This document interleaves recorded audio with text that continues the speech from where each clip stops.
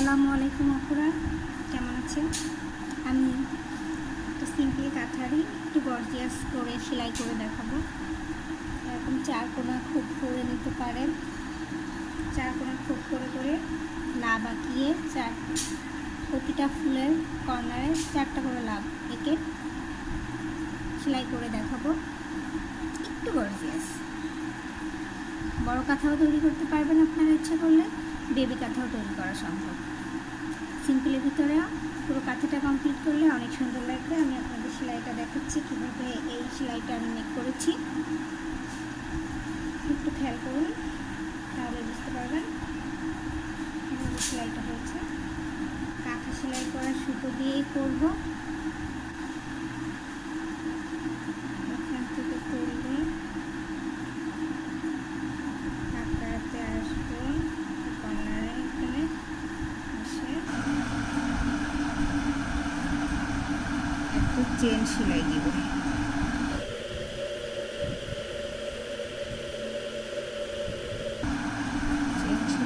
একটা পাপড়ির মতো হবে, সেম জায়গায় ঢুকাবো।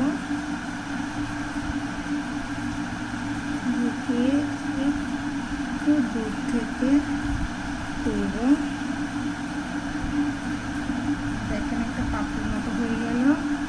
এবার আবার এখানে দিব, একটু দূর থেকে আরেকটা চেন সেলাই দিব।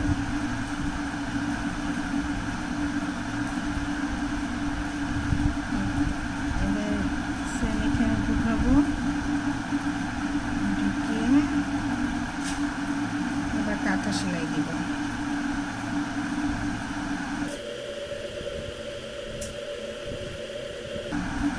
পাপড়ি ফুলের 2টা পার্ট হয়ে গেল। এবার এই লাভটা কমপ্লিট করে এসে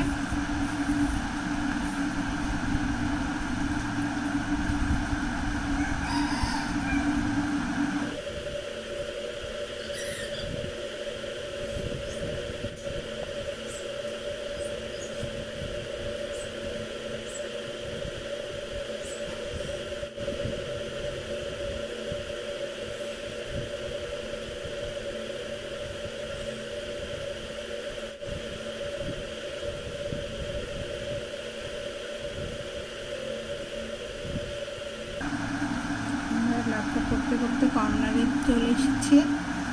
এবার সেম প্রসেসে আরেকটা চেন নিব। চেন নেওয়াটা আপনারা একটু খেয়াল করেন।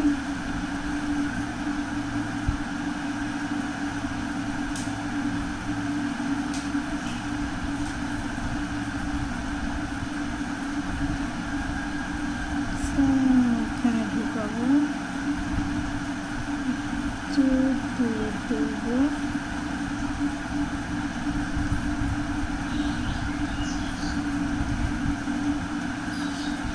পাশে আরেকটা চেন।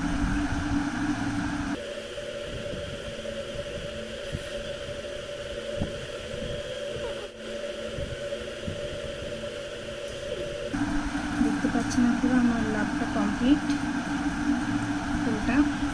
আমি নেক্সট লাভে চলে যাব।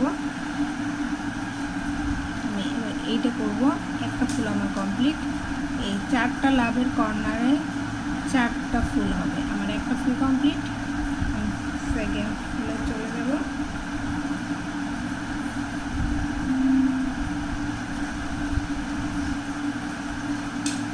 আরেকটা চেন করব।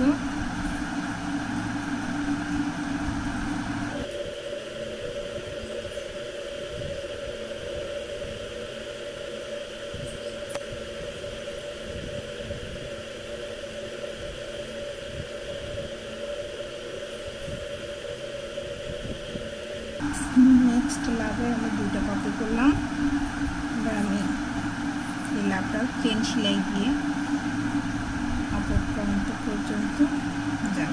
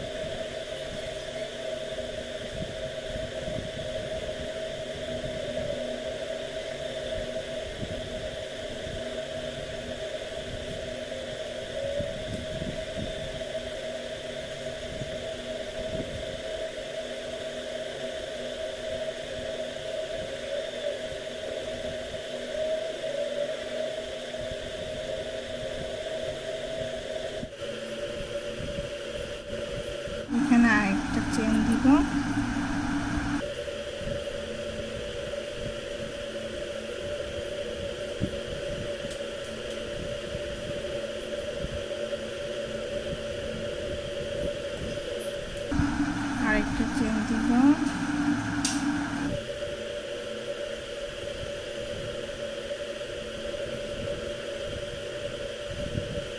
দেখুন আমার 2টা লাভি কমপ্লিট।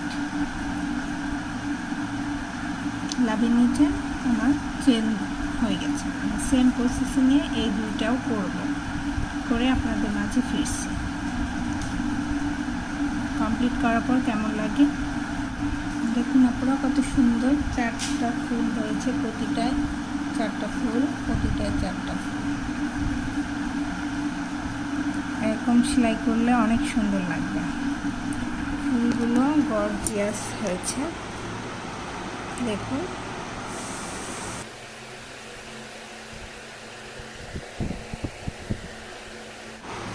এরকম সিম্পলের ভিতরে গর্জিয়াস কাঁথা খুব অল্প সময়ে করা সম্ভব।